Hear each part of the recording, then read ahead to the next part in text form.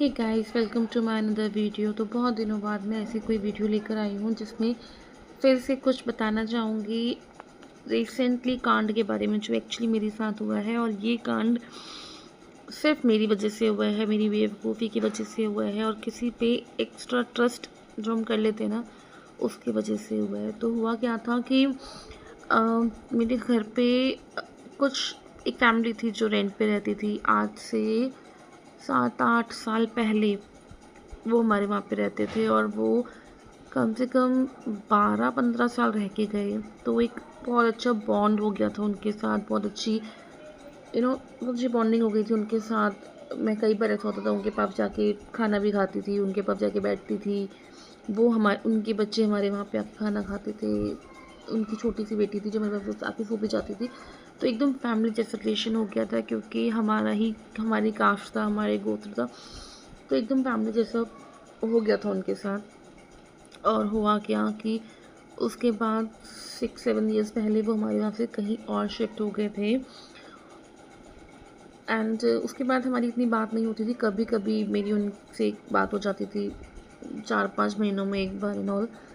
तो क्या हुआ कि कुछ दिन पहले उनका मेरे पास फ़ोन आया कि कुछ दिन पहले क्या दिसंबर में फ़ोन आया कि जो उनका बिज़नेस था वो कुछ अच्छा नहीं चल रहा है, तो उनके ऊपर कुछ कर्जा हो गया है जिसकी वजह से दे नीड्स 25,000 रुपीज़।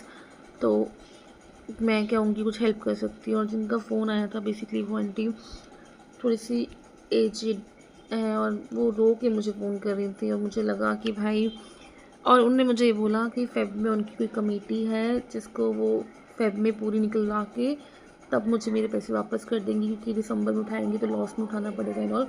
स्टोरी क्रिएट करी उन्होंने मेरे आगे और मैं इतनी बड़ी बेवकूफ़। मुझे लगा कि वो रो रही हैं तो यार शायद जेन्युइन है, हेल्प कर देनी चाहिए। क्योंकि मुझे कहीं ना कहीं लगता था कि यार मेरी फैमिली मांगती या मेरी फैमिली को नीड्स होती तो भी तो मुझे करना पड़ता ना। वही सोच के मैंने उनको बोला कि मेरे पास 25,000 तो नहीं है, बट हाँ 18-19 हज़ार रुपये पड़े हैं। एटलीस्ट अरेंज करके मैं 20,000 कर सकती हूँ, but not more than that. वो एग्री हो गई कि ठीक है 20 कर दे, कोई बात नहीं, मैं दिसंबर में दे दूँगी। तो मेरी पोती जैसी है, ये है वो है, ब्ला ब्ला ब्ला। मैंने कुछ भी करके अरेंज करके उनको 20,000 रुपीज़ दे दिए। एंड दिसंबर में मैंने उनको पैसे दिए थे।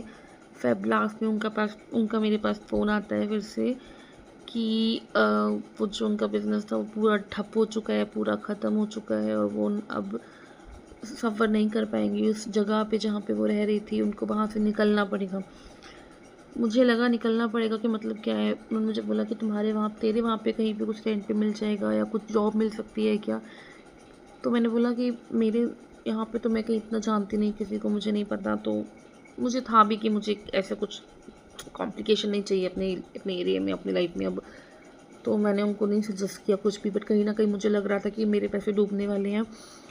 उसके बाद वो कॉल ख़त्म, उन्होंने बोला, कॉल को बहुत लंबा खींचा कि बहुत ये हो गया है, बहुत वो हो गया है, ये प्रॉब्लम आ गई है, वो प्रॉब्लम आ गई है। करते करते कॉल के लास्ट में कहती हैं कि हम तेरे पैसे अभी नहीं दे पाएंगे, मार्च लास्ट में तुझे चाहिए थे तो हम देखो 10-12 मार्च को 10,000 दे देंगे, बाकी 10,000 आगे मैं धीरे धीरे करके निकाल दूँगी। तो मैं उस टाइम पे क्या बोलती, मैं तो खुद ब्लैंक हो चुकी थी क्योंकि मुझे सच में मार्च में ज़रूरत थी पैसों की।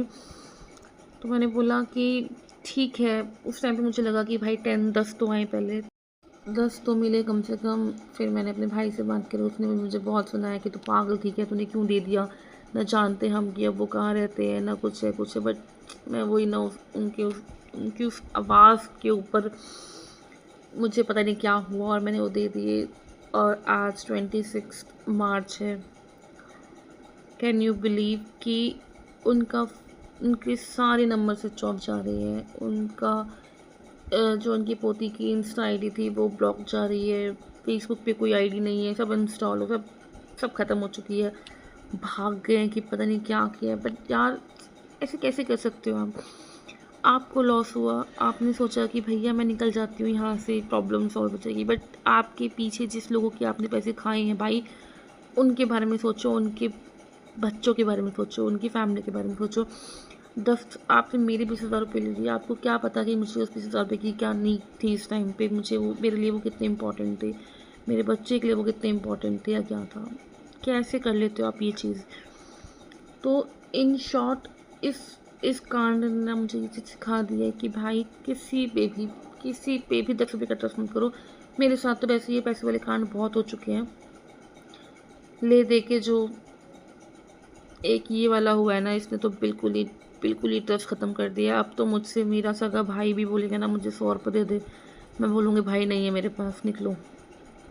पैसों के मामले में तो मैं किसी पे भी ट्रस्ट नहीं करने वाली, इतना झेल चुकी हूँ मैं अब तक।